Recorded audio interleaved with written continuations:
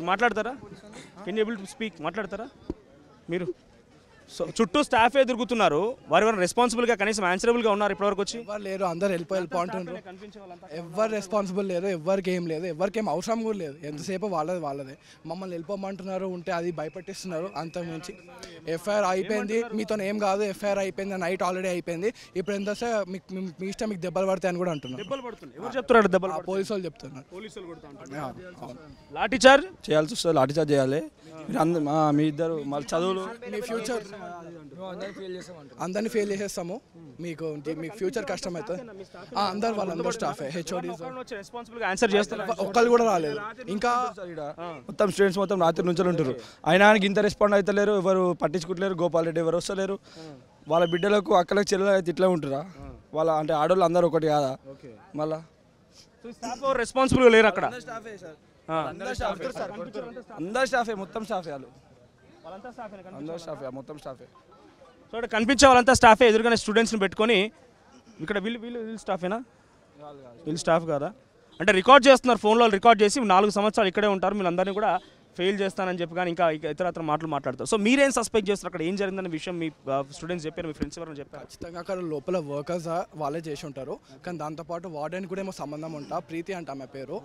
కానీ ఆమె ఈరోజు మరి కనిపించలే అంట ఈరోజు హాస్టల్లో. అది కరెక్ట్, పొద్దున్నే పంపించేసిండ్రు. అదే అసలు ఏం చెప్తలేరు, పోనిస్తలేరు, అక్కడ కూర్చున్నామన్నా కూర్చొనిస్తలేరు, అసలు ఏం వాళ్ళని బయటకు రానిస్తలేరు లోపల ఉన్న వాళ్ళని. మొత్తం మీద ఒక జైలు లెక్క అయిపోయింది బేసిక్గా. ఇటు అటు లేదు, అటు ఇటు లేదు, ఇట్లానే నడుస్తుంది.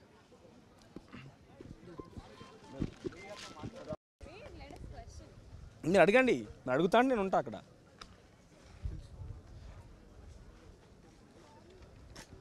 సో సిఎంఆర్ కాలేజ్ ఈరోజు ఒకప్పటి తెలంగాణ ఉద్యమంలా తలపిస్తోంది. ఎందుకని అంటున్నా అంటే ఇక్కడ చూడండి, పోలీసులు ఇంతమంది పోలీసులు రెగ్యులర్ ఇంతమంది పోలీసులు వస్తూ ఉంటారు క్యాంపస్కి. ఒక్కరు కూడా రారు. ఇంతమంది పోలీసులు ఉంటారా? Discipline committee is responsible everything. ఎవరు రారు ఈరోజు? ఎందుకు వచ్చి ఇంతమంది పోలీసులు? మరి మేము తిరిగి క్వశ్చన్ అడుగుతున్నాం కదన్న. తిరిగి క్వశ్చన్ అడిగితే మేము పోతాం, పోయి మళ్ళీ జస్టిస్ కోసం అడిగితే ఆపాలి కదా మమ్మల్ని. అందుకు ఇంతమంది వచ్చిండ్రు. 4 years ఉండాలి, ఎఫ్ఐఆర్ పెడితే జీవితం పోద్ది అంటే వాట్ డస్ ఇట్ మీన్? అంటే స్టాండ్ తీసుకోవడం మా తప్ప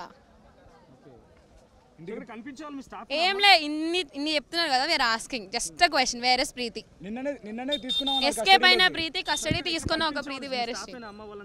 వేరే కాలేజ్, ఫార్మసీ సెట్ క్యాంపస్. ఇప్పుడు దే సెడ్ us లైక్ ఇవన్నీ చెప్పినప్పుడు వేర్ ఆర్ దే? ఒకే ఒక క్వశ్చన్ అడిగాం, వేర్ ఇస్ ప్రీతి అంటే రిటర్న్ వచ్చేసారు. They are not answerable. Why?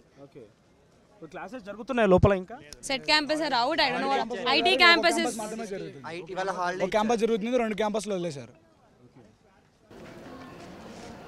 Sir వాళ్ళు ఇది అడగాలనుకుంటున్నారు.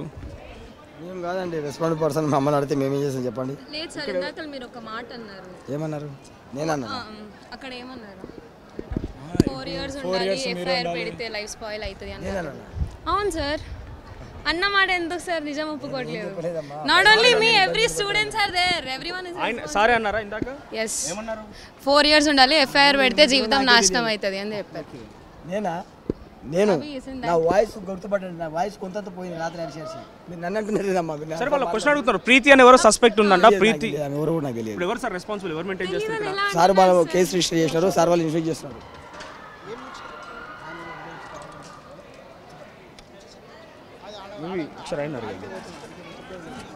సార్ వీళ్ళు ఇది అడుగుతున్నారు, ఎవరో ప్రీతి అనే సస్పెక్షన్ ఉందంట, మరి ఎందుకు వదిలేశారు సార్ అని అడుగుతారు వాళ్ళు. మిమ్మల్ని అడగడానికి వస్తారు సార్ వాళ్ళు. పాపం అమ్మాయిలు అడుగుతున్నారు సార్. వాళ్ళు ఎవరు? వాళ్ళ లైఫ్ కదా అది. మీరు బిజీగా ఉంటుండొచ్చు, 1 hour సార్ బిజీ మీది, వాళ్ళ లైఫ్ కదా. ఇందాక అక్కడికి వచ్చి వెళ్తా అన్నారు కదా సార్, ఎఫ్ఐఆర్ పెడితే జీవితం నాశనం అవుతుంది అన్నారు కదా సార్. ఇప్పుడు ఎందుకు ప్రీతి అడిగితే రిటర్న్ అట్టట్లేదు?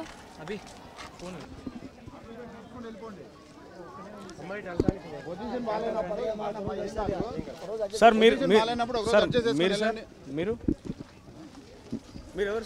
ఎవరైతే ఎందుకు సార్? అంటే పంపిస్తారు పిల్లలు ఎగ్జామ్ అయిపోయింది, వాళ్ళు ఇంటికి వెళ్తున్నారండి.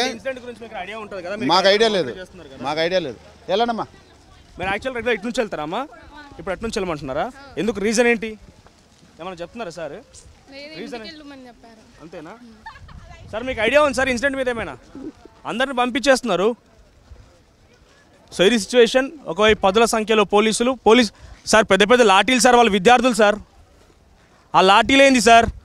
తెలంగాణ ఉద్యమం ఇదేమన్నా? ఎందుకు సార్ లాఠీలు అవన్నీ? అది చూడండి లాఠీ ఎందుకు సార్ లాఠీలు అవన్నీ? ఎందుకమ్మా అవి? కొడతారా వాళ్ళని?